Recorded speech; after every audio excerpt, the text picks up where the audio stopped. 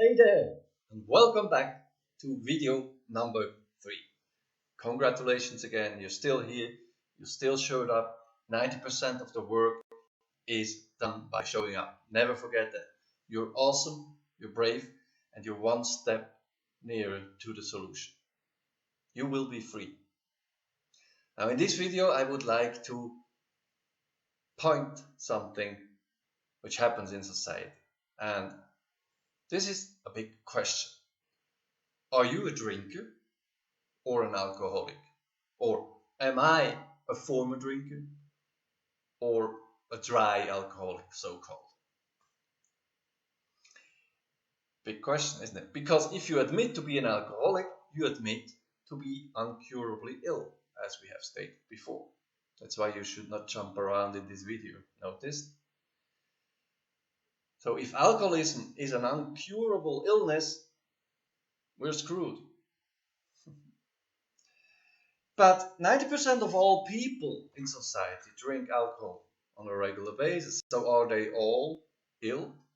Does that mean that 90% of society is incurably ill?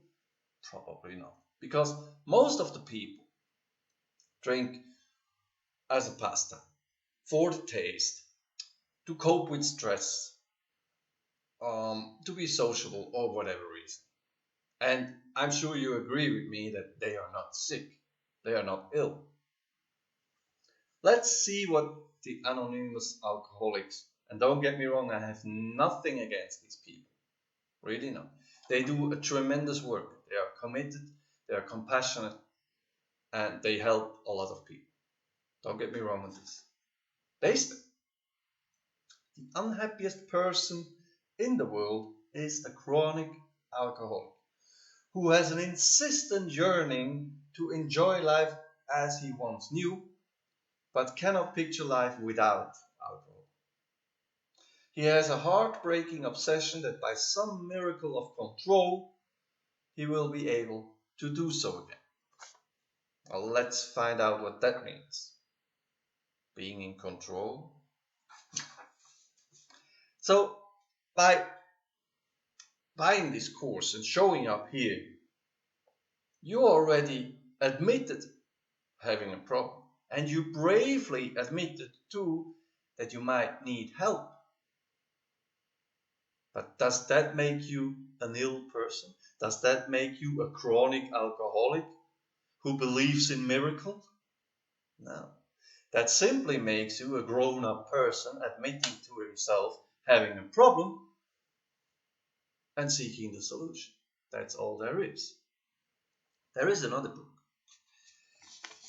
called The Body Machine by Dr. Christian Barnard.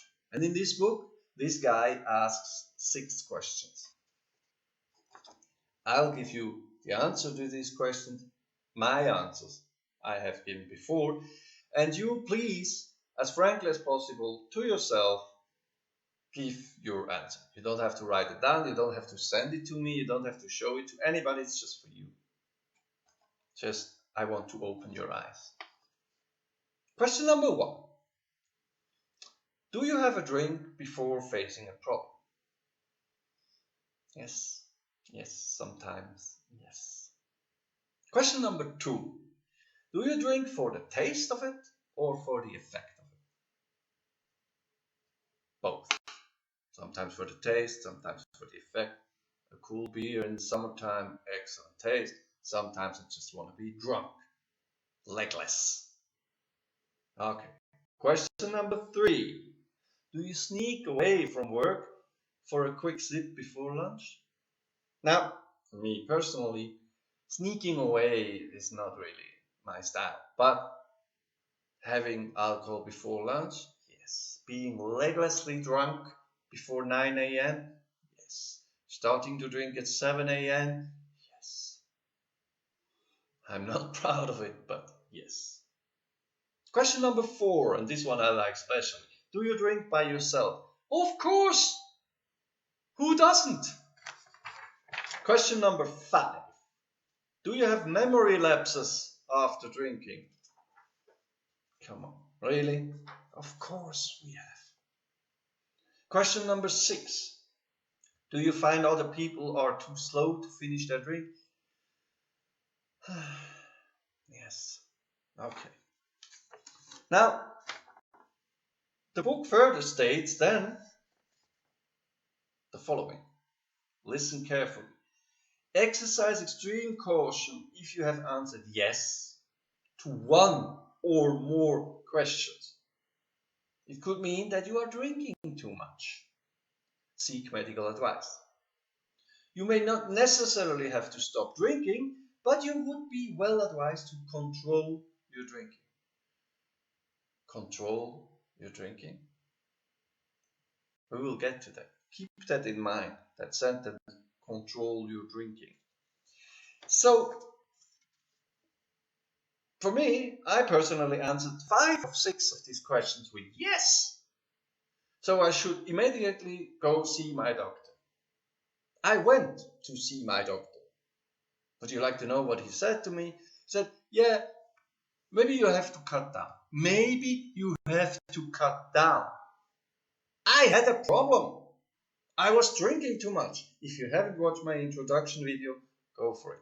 I smashed cars. I managed to break down a well-going enterprise in the natural stone business. I managed to get fined. I managed to get into fight with the police. Of course, I had a problem. May have to cut down. Come on. So, again, 90% of all people are drinking alcohol. And I'm sure all of these people, everybody of these people, could answer question 2 and 4 with yes. Question 2 was, do you drink for the taste or for the effect? Both. Question 4, do you drink by yourself? So, what does that mean? That everybody, 90% of all people, should immediately go see their doctor. And by the way, the doctors should be themselves their doctors because they drink too. What does that mean? Everybody's having a problem? No. I'll tell you the definition I like the most in my researches that I did. And you tell for yourself if you like that one better than the other. If you feel bad being without drinking, or you have to put willpower into not drinking for 2 consequent days, then you might have a problem. How does that definition sound? Which one you like better? Being incurably ill or having a problem? Because for every problem there is a solution, as we all know. Now, another statement from the AA is the following. Men and women who have lost the ability to control our drinking. So on one hand, they say, and what AA and experts and doctors say is widely and generally accepted in society as being the truth. So let's turn it around. So society thinks that men and women who have lost the ability to control their drinking are alcoholic. But on the other hand, society also states that being an alcoholic is being incurably ill. So what now? What is the truth? Let me open your eyes a bit further. What society thinks of alcoholism is. Another quote from the AA. Similar to the manifestation of an allergy. Allergy? Really? It is compounded by an overwhelming craving for the very thing that can only worsen the effect of physical suffering, irrational behavior, increasing isolation, and so on, and so on, and so on. Allergy? Let's take the example of a person being allergic to gluten. Okay, wouldn't that person avoid gluten at all costs? So, an alcoholic is someone being incurably ill, similar to being allergic. or just having a problem.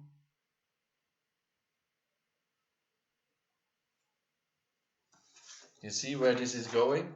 So in my humble opinion, alcohol is more like being a drug addict, being a heroin addict. Don't get me wrong.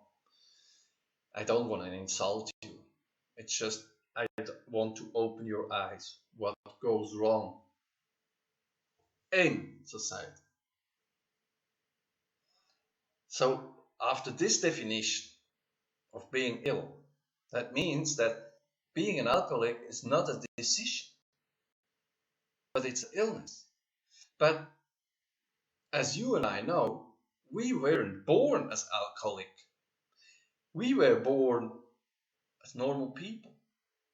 But because of our lifestyle, we became drinker, having lost control over our drinking habits. But I know nobody who has decided getting lung cancer or heart disease by decision. Right? So the statement of the definition of alcohol, of alcoholism in the society is completely contradictory. On one side, it's illness, incurable, you're screwed. On the other side, it's like being a drug addict. Yeah, what now? You see where this is going? I like the approach that being an alcoholic is because of the lifestyle. Because you drank too much and too often over a longer period of time. Now you have lost control over it. Now you have a problem, but for every problem there is a solution, and you're here, so you're seeking the solution. That's the definition of alcoholism. It's not an illness. You're not screwed. You're not ill. Forget that thought. Get that out of your system. You're not ill. Because if you admit that definition of being an alcoholic, you're screwed. We can stop here. And I can go do something else. Because believe it or not, I have other projects too on my hand. But I do this because I strongly believe it is not an illness and it's not incurable. It's a simple problem that can be solved. Another quote. This one is a good one. After that, I think we're done for video number 3. We in the Fellowship of AA believe there is no such thing as a cure for alcoholism. Living proof of the contrary. We can never return to normal drinking. If you repeatedly drink more than you intend or want to, or if you get into trouble when you drink, you may be an alcoholic. Only you can decide. No one in the AA will tell you whether you are or not. So, at the beginning of the video, they stated that it's incurable illness, similar to an allergy. And now, I can decide if I am an alcoholic or not. Can I decide if I want lung cancer or not, consciously? Or a heart disease? From now on, I'm allergic to gluten. Yes, excellent. You see where this is going? It explains also why so many drinkers can't admit having a problem. And why it took you a while to come here to buy this course. Because who wants to admit to be screwed, incurably ill? Nobody wants to admit that.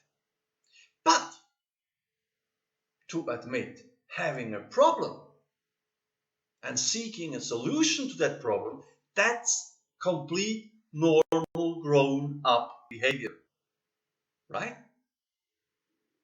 So, to wrap it up, get that thought out of your system that you're incurably ill, that you're an alcoholic. Get it out. I think I made my point in this video that this is just crap. contradictory crap.